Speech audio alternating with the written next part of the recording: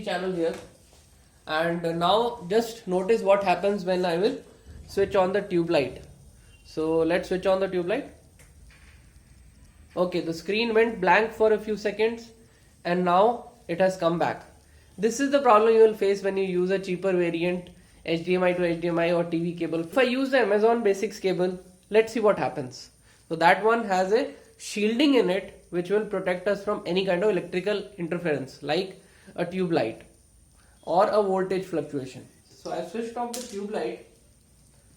So we'll do the test on Amazon cable as well, and now you will exactly understand why a little expensive or a better quality cable is required for TV viewing.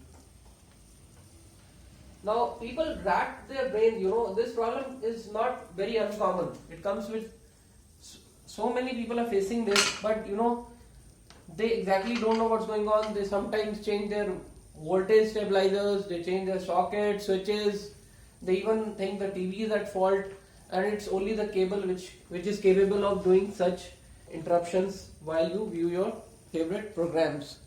So right now it's the same channel, so I'll switch on the tube light again for you. So let's see.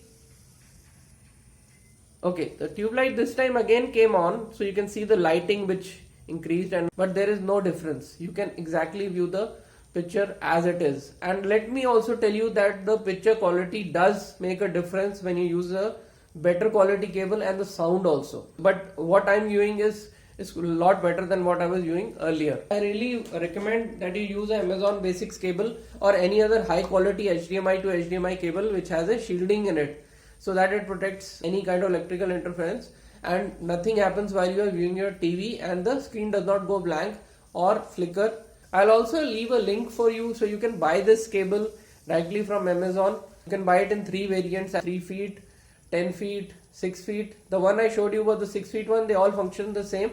So they are all high speed HDMI cables, no backwards compatible, so you can use them in older HDMI capable TVs.